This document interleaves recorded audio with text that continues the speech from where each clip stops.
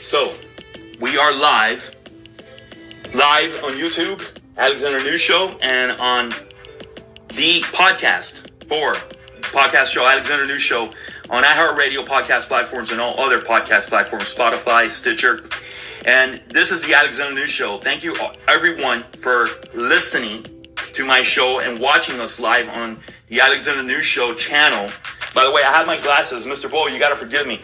I'm just going to tell you, I look like I'm 80 years old with these glasses. I'm so sorry. I have a picture of you, by the way, because I couldn't, unfortunately, this was last minute, so I have a picture. I think it's a good-looking picture of you, man. Very professional looking on the stream. I just wanted to give you a heads up. But I appreciate it because I got my glasses on too, and I look like 80 when I have my glasses on. So yeah.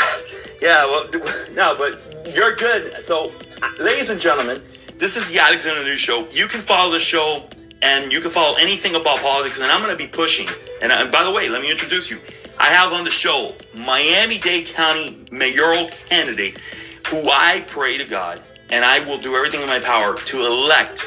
And I pray to God he will be the next mayor of Miami-Dade County, Mr. Esteban Bovo. Mr. Bovo, welcome to the show, the Alexander News Show. I appreciate the opportunity. I hope you're staying safe. And I want to say hello to all your listeners and appreciate the time that we could talk a little bit about Miami-Dade County. Yes, sir. And before I go, Alexander News Show, you follow the show on Twitter, Alexander News SH. And if you want to email any questions or if you want to send anything to the show, just go to alexandernewsshow@gmail.com. So, Mr. Bo, let's jump right into it. Can you please, and again, I thank you for, out of your busy schedule, to come on the show. This is about you. This interview is about you, your vision, and your platform for Miami-Dade County. Can you please explain to me a little bit about how long you have been in the political arena, if that's okay to ask? Yeah, sure, of course. Look, and any questions, fair game. I mean, this is what I signed up for, and I think it's important that we have a crystal clear and transparent dialogue on the issues. Oh, absolutely, but I will not undermine you. I'm not the other people in the media in this town that will try to undermine you and try to trick you into questions. I'm not going to do that in this show. This show's not about that. I'm not Bud Woodward, whatever you call that guy. I'm not that hack.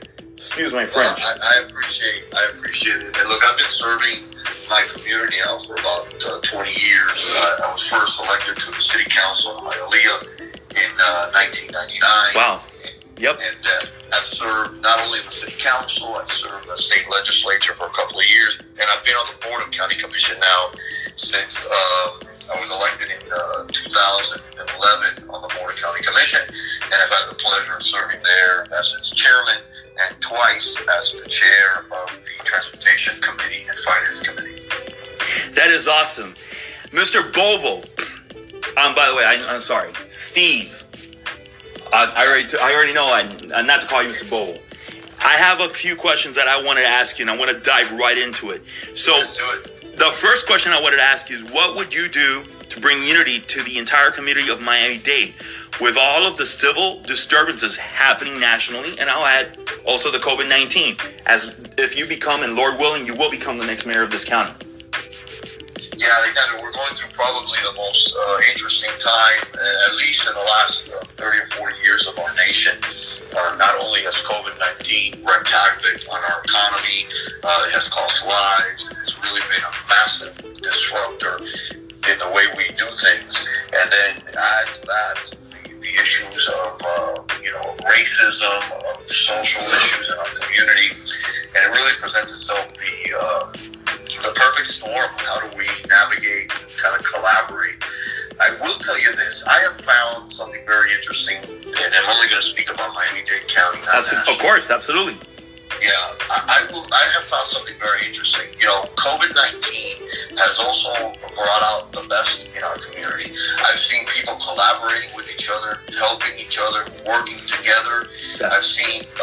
I've seen something that is across the DNA of our county. It doesn't matter if you're in Homestead, Hialeah, Aventura, Miami Beach, City of Miami. Name your city, name your neighborhood in Miami-Dade County, and I would tell you that we're all united with one same vision. We want peace, prosperity, opportunity.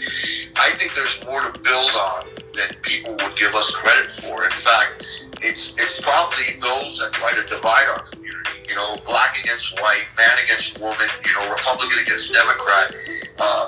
Those folks that I think really cherish from this kind of division are going to be in for a rude awakening, because I think there's more that unites us. There's more that unites us, Cubans and African Americans. There's more that unites us among Anglo and Hispanics. And there's more that unites us. And I want to build on that. I want to work on that, where yes, sir. The same things that people want in Liberty City are the exact same things that people want in Westchester. And I want to be able to build on that. I want to do it by respecting the taxpayer, making sure that our county budget reflects what they want, security and economic opportunity.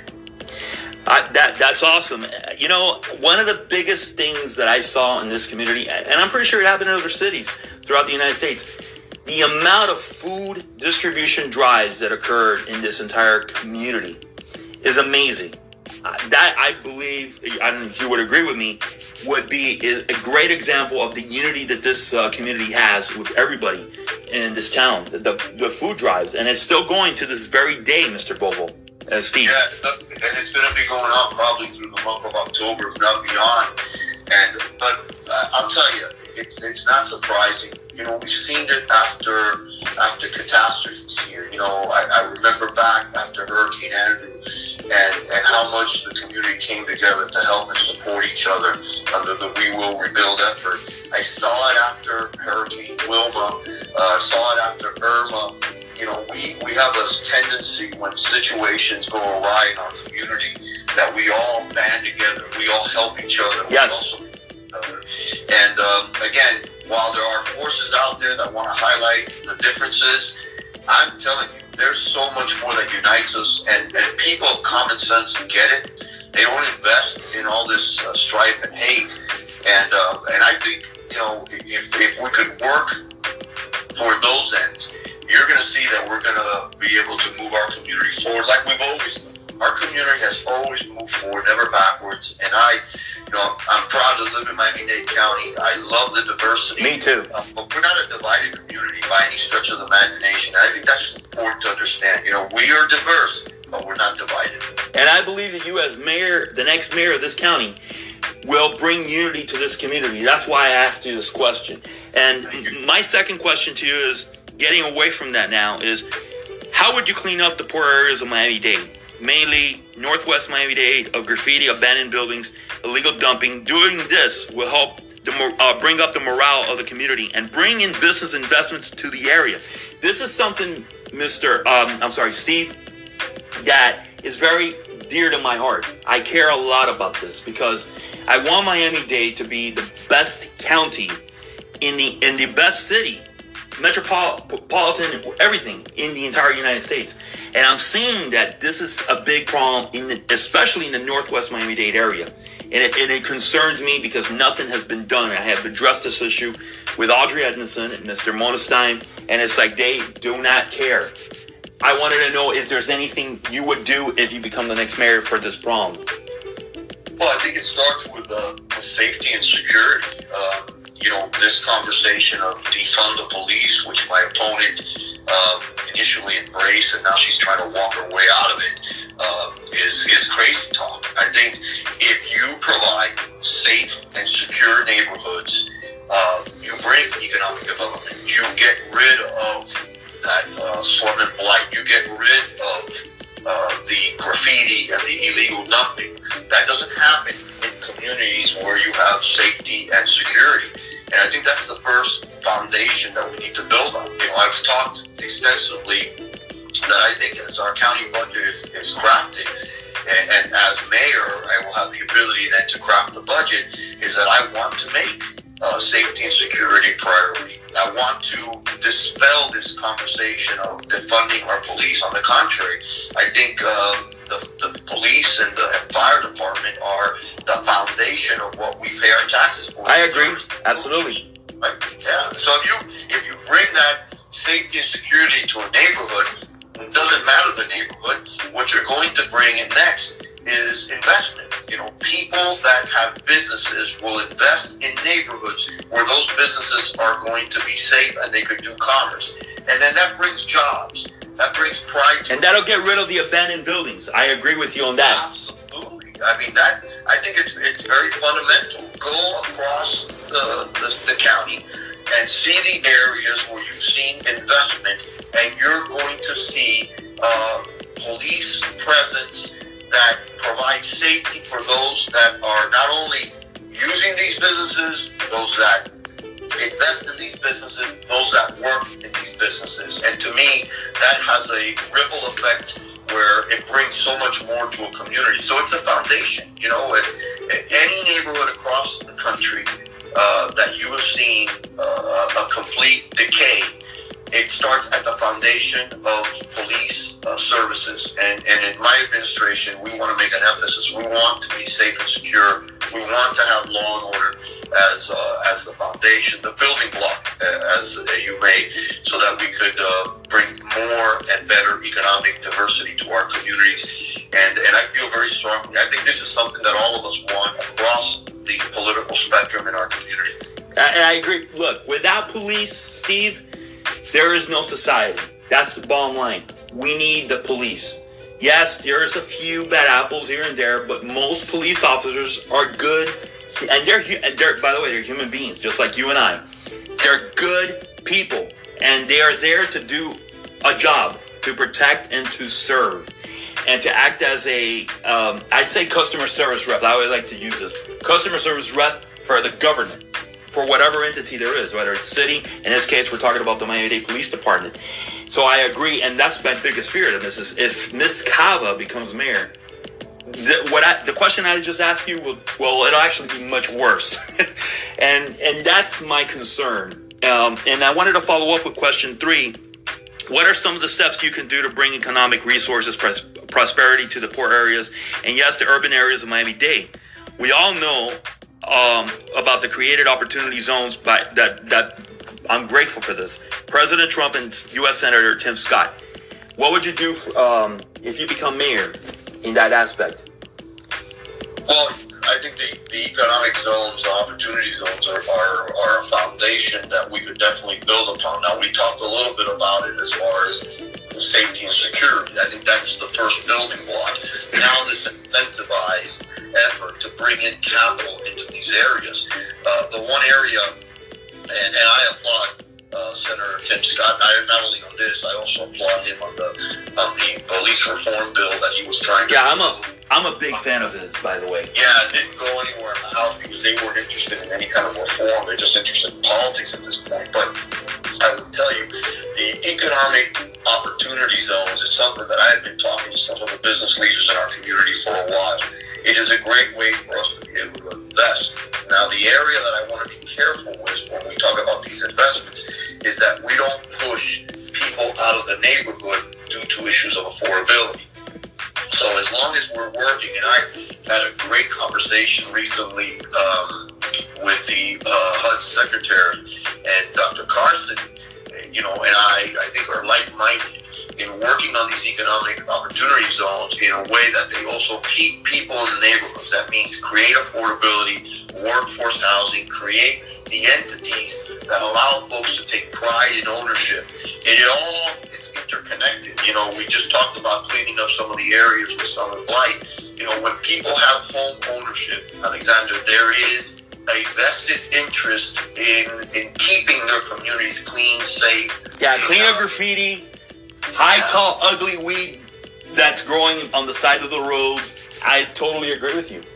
And bad actors in the neighborhood go someplace else. I mean, bad actors are not going to be tolerated in areas where you have home ownership, where you have economic stability and movement. And I think, there are great examples across the country where historic neighborhoods that maybe went down a path where maybe they were suffering, bounced back by having all these qualities that we're talking about. So, ironically, I I live in an economic opportunity zone. I welcome, opportunities there, investments in the area. We're starting to see it near where I live, where you're starting to see, home building that is a little different than what we've seen in the past in Hialeah, for example, but it's going to bring young professionals, it's going to bring first-time homeowners at an affordable price, and that to me is critical. We need folks to be less dependent on trying to rent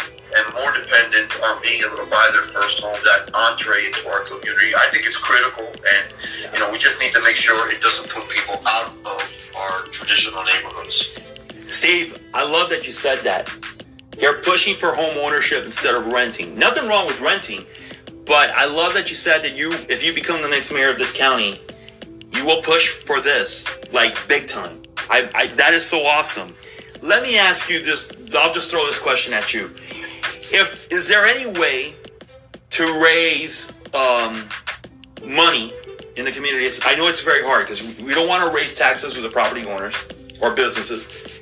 Is it realistic to add an additional 500 police officers? Because again, I'm not for defunding the police. Actually, I believe, I don't know if you agree with me, Miami-Dade County needs more, the station, Metro, needs more cops. Would you be in agreement with me that we need to add at least 500 more cops? Well, I'm not sure of a number, so I don't want to hold myself to a number. But I will tell you this, Alexander. If you look at our county budget, and if you agree with me that the assumption that our budget in the county and the reason we have a county is to provide service, and that service obviously should prioritize what residents want. I believe at the bullseye of what we expect in services is a couple of fundamentals. We expect police and fire. We expect our garbage and trash to be removed. We expect clean water and a sewer system. Obviously, we pay into it separately. We expect park programs that are not only our parks are kept up to speed and in pristine areas, but we keep the grass cut.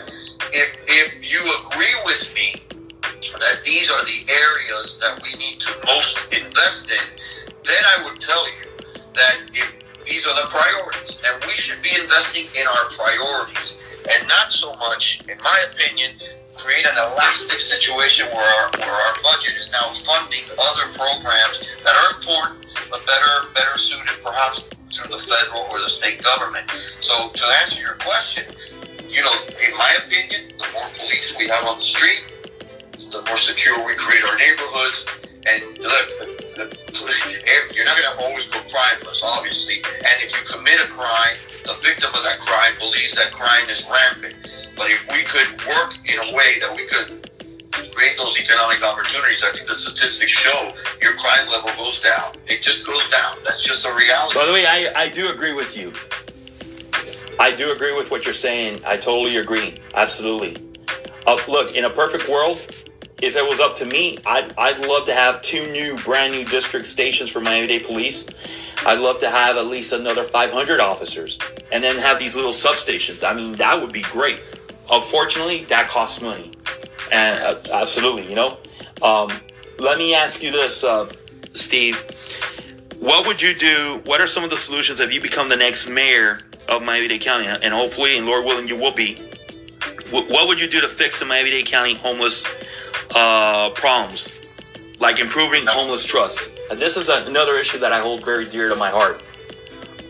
Yeah, we're seeing an uptick, unfortunately, and it could be for various reasons. It could be the pandemic, and we're seeing an uptick in the homeless situation in our community. I think we've invested a lot over the past 30, 40 years. We created the Homeless Trust under the vision of then former Mayor Pinellas. We have a lot of assets. When we talk about Camilla's House, the Chapman Partnership, the Miami Rescue Mission, and other programs in our community that help not only feed the homeless in our community, and I've had the pleasure of serving food in many of these institutions, but also programming where we help folks with mental health issues and counseling. Can we do better? there's always an opportunity to do better. And I would tell you, as mayor, we'll look at the homeless trust. We'll look at where we're investing money, how we're investing that money, and look to improve. I think any organization that stays stagnant is a product of failure. It's a product of time passing it by, and something we can't afford in Miami-Dade County. I've seen where homelessness has gone rampant in places like Oakland, San Francisco, and LA. I've seen it in Washington, D.C. when I've gone to visit our nation's capital and seen the amount of homelessness, veteran homelessness, which is staggering. You would think anybody that has put on a uniform and served our country should never be in a situation where they find themselves without a home. We need to do more. We need to look at what we're doing, see where we could improve, make sure that the investments are giving us the best return on the dollar. And then also, and I think it's not a bad thing to do, is look at the private sector. How can they help us? In many cases, we fear, in government especially, we fear private sector intervention or support because somehow or another it's going to cost somebody their job. And I don't think that's necessarily true. I think, the private sector also has a vested interest in addressing these issues in our community so that we do not, and we could, not suffer the same, catastrophic situation where economic opportunity is being dried up because of these issues. And at the same time, I think, there may be an avenue that we could find solutions to the problem. So, look, I think it's all encompassing. It's look at the homeless trust, look at its construct. Can we improve it? Can we do things better? I think there's always an avenue for that. And then also support the entities that we do have right now, those boots on the ground, Miami Rescue Mission, Camilla's House, and Chapman Partnership, which all do a fantastic job in our community, not to mention other organizations that I might have left out that are also in the trenches on a daily basis. A lot of homeless individuals, and I know because I've done a couple of video documentaries of the homeless issue, and I plan on doing another one. That's why I hold it very dear to my heart. Also because a lot of homeless individuals are living in the streets are special needs, and they also have mental health. One of the things, and I like that you said that you want to get the private sector involved more. Would you be in favor, and would you agree that perhaps one of the best ways to get the private sector involved is signing up as many churches in the community as possible to help the homeless individuals that are in the streets? Look, I've been blessed by having a huge amount of pastors in our community that have signed on to my campaign or supporting my campaign. I am a man of faith and a man that believes that given the opportunity, all of us in our community want to be able to help, want to be able to invest and help our fellow man. The church is a great location. They have been instrumental at not only in providing food in our community, counseling in our community. They've also participated in doing COVID-19 testing.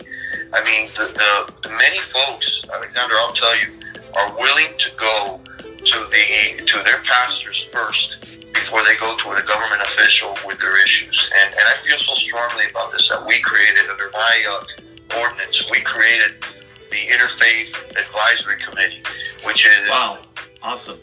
Yeah, brings people of faith, whether you're Jewish, Catholic, Christian, Muslim. It brings people of faith together to help us address things in our community before they become problematic. So as I said earlier, you have instances where somebody will go to somebody of faith first, tell them what's going on, the stresses that they're dealing with, and then those folks can come and talk to government and explain to them, hey, this is happening. Government can react before it becomes a problem in our community. I feel very strongly about this, and I'm looking forward to the evolution of this interfaith group and its collaboration with government so that we could we could provide better service that way. And I'm sure this is going to work because we've got very devout people in our community that care about our community, people of faith that want to see the best for Miami-Dade County. And ironically, some of the most tolerant people that I've ever met in my life are people of faith. I love what you said Steve, one last question to ask you. Would you encourage, in regarding the homeless issue, to fixing, would you try to maybe give incentives, business, tax incentives? Well, churches don't pay taxes, but some kind of economic incentive for churches to maybe create some kind of shelters to bring in homeless individuals? If that question makes any sense. Yeah. Look, they could create sanctuary situations, and I'm not close to the idea of them being able to be supportive. Remember, we all were taught in government classes growing up about the separation of church and state. But I would submit to you, Alexander, that our government right now, our state, needs a massive intervention by its churches, and that's not a bad thing. Okay, I'm not pushing religion on somebody that's not interested in. No, of course. And listen, this has nothing to do with religion. It's about helping the community. And I believe that if a lot of churches stepped up and they got, of course, in return, some kind of incentive, and they went ahead and they housed homeless individuals, mainly those that are special needs. And I believe this would be something that would work and eliminate, maybe not eliminate the homeless problem completely, but reduce the number of homeless individuals. I mean, my estimate is, I don't know if you agree with me, and you don't have to mention basically the same number as I do. We have between 2,000 to 3,000 homeless individuals living in Miami Dade right now in the streets.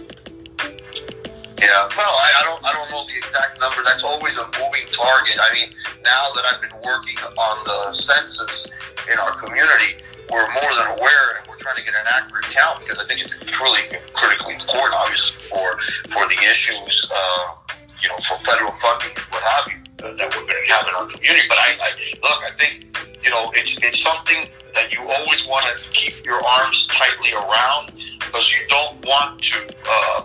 Have people look. You're always going to have somebody, perhaps, that just doesn't want to conform. And as ironic as it sounds, and I've had conversations with a lot of advocates in the homeless area, there are some people that, I without being disrespectful, find it almost as a lifestyle choice. Now, that's not the majority. Obviously, people find themselves in bad situations because of income. You name it, these things happen. But so you're never going to just get the zero situation as far as... No, there's some homeless individuals that they don't want any help. I've met them. They want to live in the streets. Exactly. And my main concern is actually the ones that are special needs. That's the ones I'm really focused about and worried about because it's a huge number. That's like the biggest population. As long as we have an avenue for them, an avenue that they could go ahead and land on their feet, know that they have advocates out there that want to be helpful to them, then I would tell you we have an obligation as a community.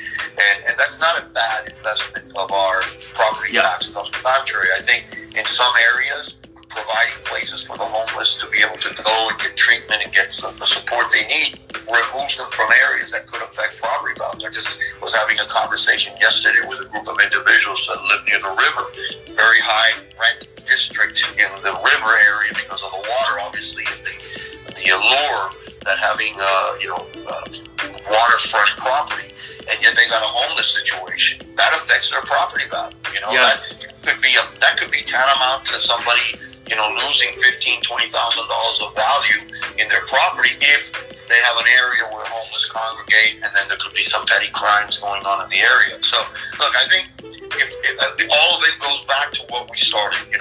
How do we invest in our community? How do we highlight the things that are more important in our community? And if we do that, I think we could address a wide range of issues. And that's what I would hope to try to do as a mayor. Not pander, not just throw money at situations for the sake of throwing money at situations, but I think we could do it in a way where we invest in our communities. And getting the private sector involved. Absolutely. And I think the uptake on this is going to be a lot better than what we're dealing with now.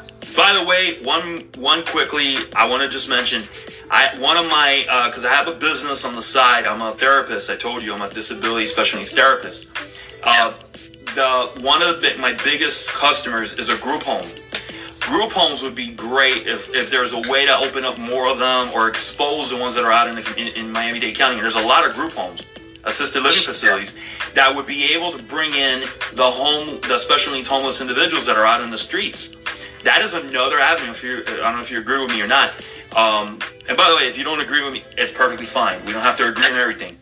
But group homes would be a great way to help the homeless situation, especially with the special needs, because we as a community, I feel we're obligated as taxpayers, as business leaders, as political individuals, doesn't matter what party, to help the special needs homeless individuals and the ones as well with mental illness.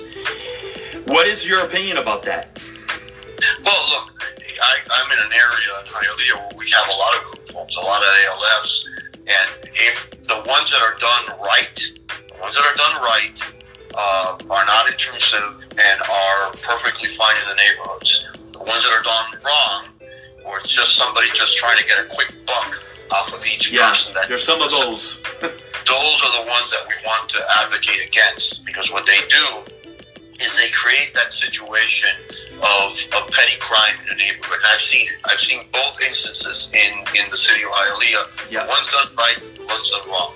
I don't have an issue with the ones that are done right, because I think it creates the controls and the safety for those. I always think in terms of, if I bought my home and I'm living next door, how does that impact me? The ones that are done right, you have very minimal impact. The ones that are done wrong, those are the ones that we've seen in many instances where you have people just loitering outside, and it really doesn't bode well for a community. But look, I think it speaks a lot about a community that takes care of its own. And under my mayorship, I want to be able to make sure that we're not ignoring these issues. Except I just want to not pander. I don't want to give folks, the soundbite. Let's address these things, and let's address them in a way that makes sense. We have to be realistic. Yeah, exactly. Steve, I want to throw this is more like a personal, because I want people to know who you are. Who inspired you in your life? Who was aside from your family, your dad, and you can tell me if it's your dad or your mom, who inspired you? What political figure inspired? Who do you look up to as a politician? Yeah, look, I'm a history buff. I will tell you categorically, my dad was a Bay of Pigs veteran. So was my grandfather, by the way. I'm sorry? So was my grandfather. Oh, no kidding. Oh, wow, that's good stuff. Francisco Us. Well, now there's a kinship there, and I didn't know it, and I appreciate it.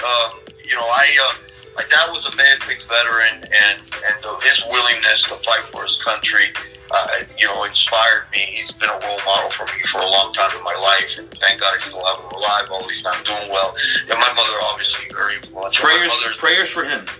Yeah, thank you. And my mother's involvement in everything that she could get involved in, and she would give her heart. My mom would literally, take the shirt off her back to give it to others if she could help them, and that, she's no longer with us, but she was very inspirational.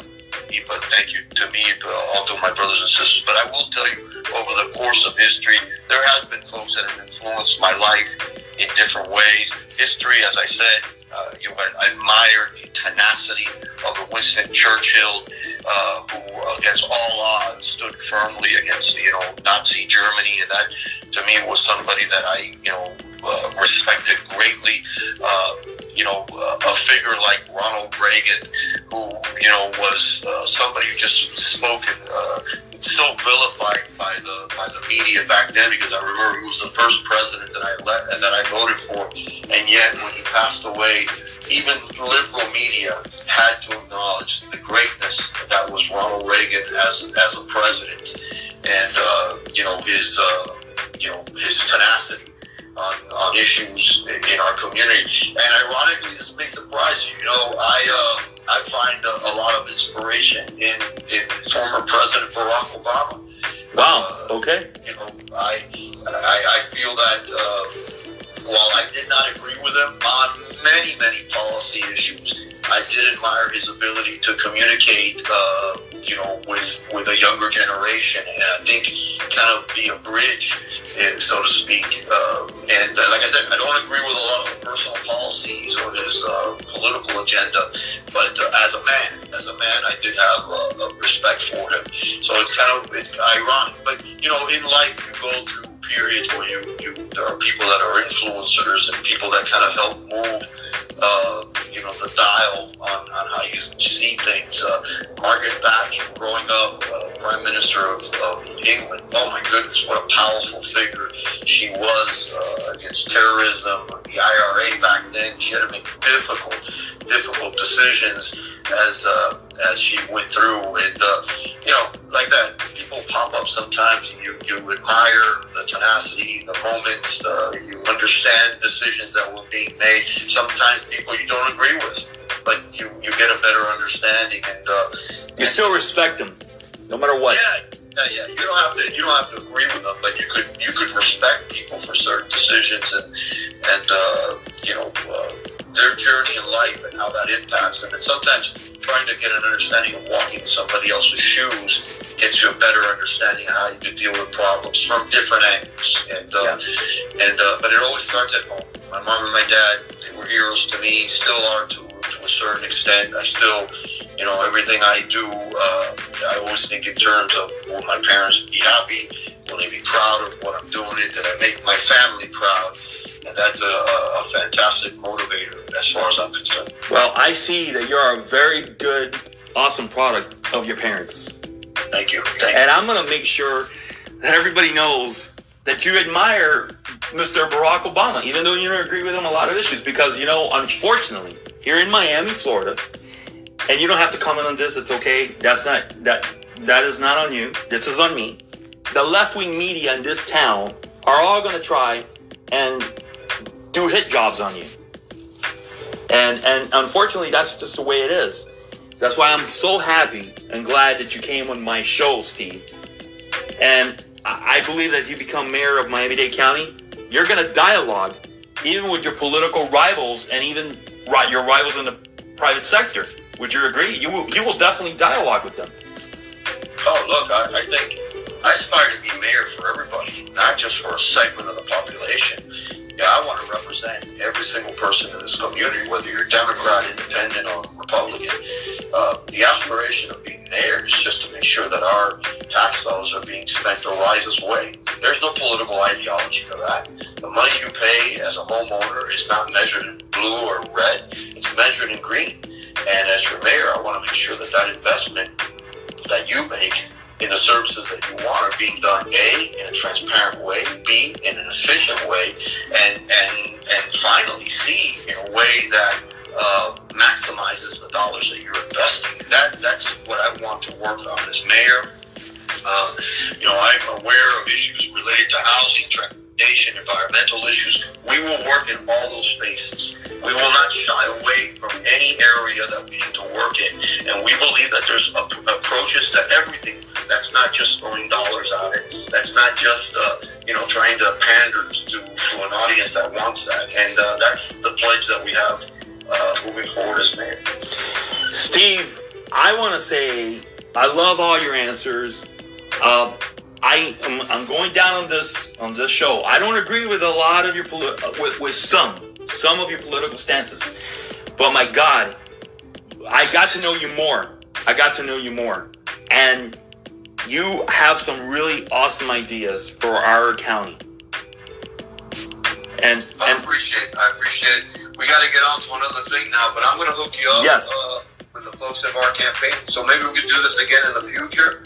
I appreciate the dialogue and the conversation, and let's keep it going. I think the more information our community has about our candidacy and not the craziness that they want to try to paint us as, I think they're gonna have a better understanding that we're the right people, we're the right person for this move for mayor, and we're gonna move our county forward. We're never gonna move it back. Steve, it comes down to two things.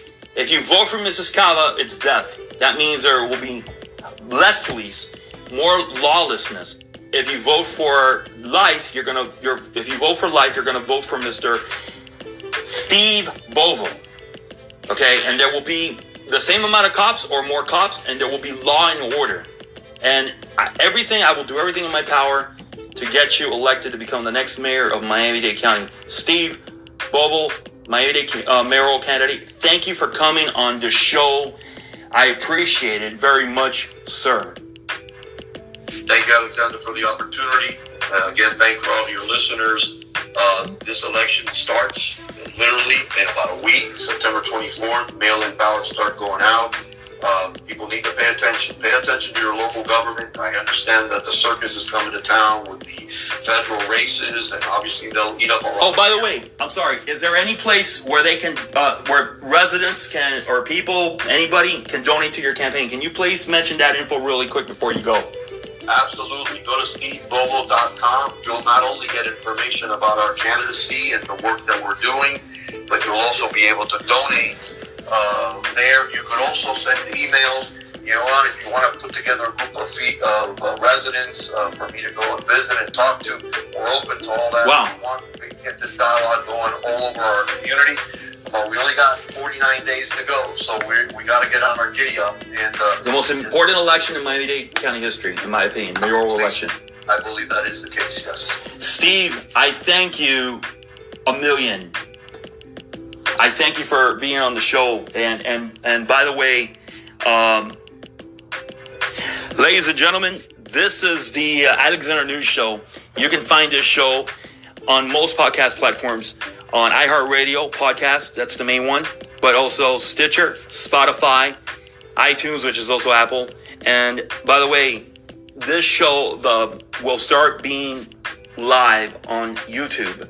Alexander News Show, okay? Just type in Alexander News Show on YouTube, and boom, you're going to see the show. All the shows that I'm going to be doing from now on are going to be live and streaming, okay?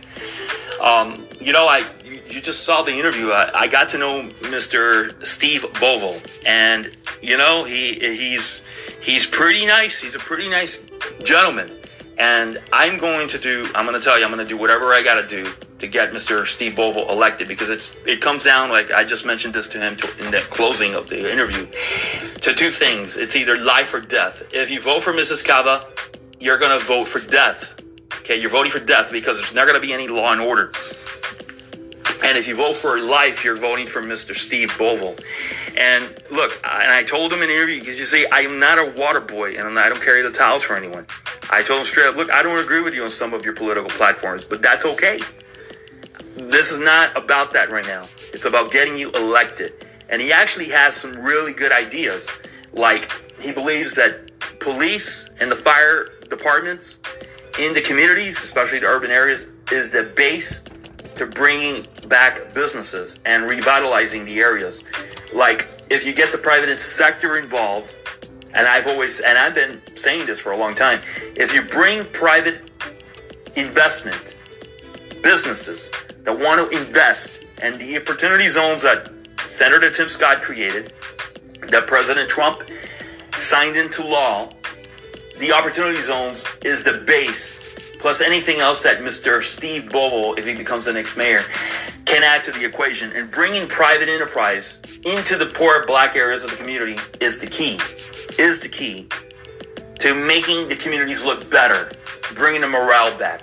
And that will eliminate the abandoned buildings, the graffitis.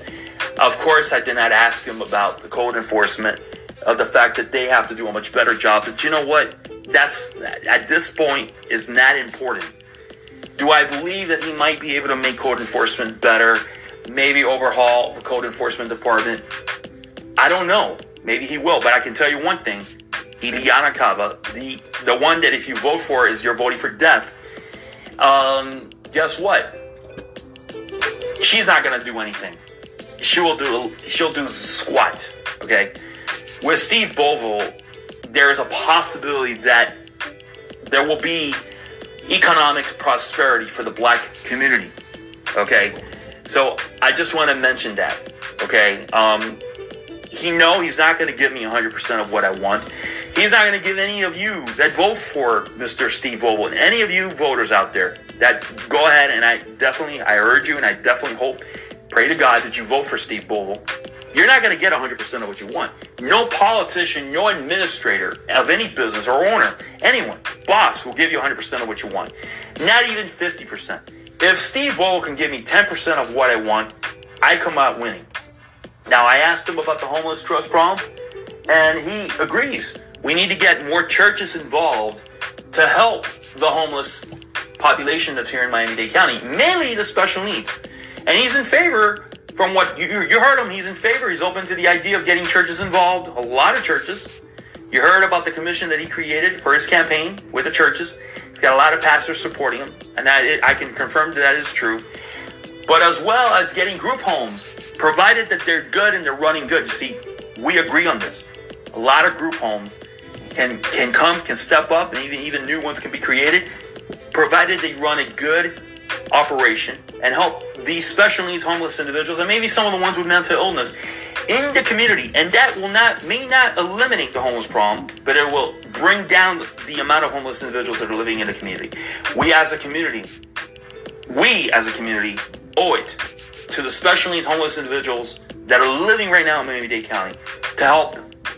And I'm not even in favor of using taxpayer money for this and getting private sector like the churches and the group homes to help. And I agree with Mr. Steve Bovo as well, in that there are some homeless individuals that do not want any help. They choose to live in the streets as a way of life. Listen, if that's what you want and you're homeless, you want to live in the streets, that's your lifestyle, you want that lifestyle. I agree. Steve Bovo even admitted it. Hey, more power to you. Then go for it. You just can't live next to a business. You cannot live next to a home because it will create an eyesore. You're going to have to live like in some landfill or some open field if you're a homeless individual. That's the only thing. We didn't get into that detailed specifics, but anyways, ladies and gentlemen, I thank you for listening. That was Miami-Dade mayoral candidate, Mr. Steve Bovo.